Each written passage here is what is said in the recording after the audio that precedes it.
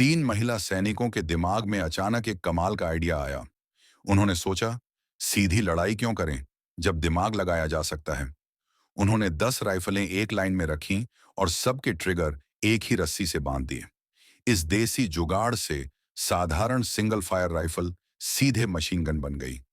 तीनों रस्सी पकड़े बैठ गईं और बड़े आराम से दुश्मन का इंतजार करने लगीं। थोड़ी ही देर में दुश्मन चुपचाप वहां आ पहुंचा।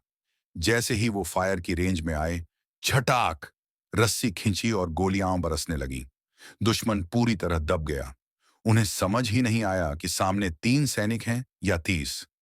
जंगल से उठता धुआं और हिलती झाड़ियां देखकर दुश्मन के लीडर को लगा कि सामने बड़ी फौज छिपी है। घबराकर उसने पीछे मौजूद अफसर को बुला लिया। अफसर जोश में आगे बढ़ा, लेकिन उसे क्या पता था कि रास्ते में जाल बिछा है। जैसे ही वो आगे बढ़ा, धमाका हुआ और मौका देखकर सैनिकों ने उसे जिंदा पकड़ लिया। अब अफसर आगे था और बंदूकें पीछे। बाकी दुश्मन की हिम्मत ही नहीं हुई। सैनिक अफसर को लेकर अपने बेस की ओर बढ़ गए, लेकिन रात होते ही कहानी पलट गई। सब गहरी नींद में थे और अफसर जाग गया। वो चुपचाप आग के पास पहुंचा, तेज दर्द सहते हुए हाथ जलाकर रस्सी काटी और दबे पांव भाग निकला। वह घायल था और रास्ते में निशान छोड़ता गया। पीछा किया गया, लेकिन तब तक वह अपने इलाके में पहुंच चुका था। गोली चलाने का मौका था, लेकिन लीडर ने मना कर दिया। एक गोली चलती तो सबकी जगह खुल जाती। अब नया प्लान बनाया गया। सूखी घास जलाई गई और घाटी में घना धुआं फैला दिया गया। दुश्मन को लगा कि अब हमला पक्का है।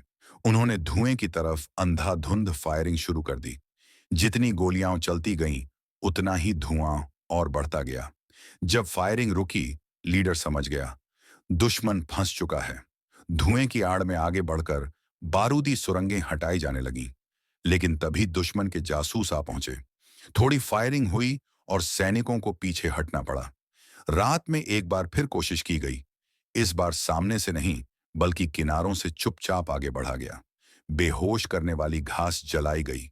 धुआं दुश्मनों तक पहुंचा और वे एक एक करके जमीन पर गिरने लगे। मौका मिलते ही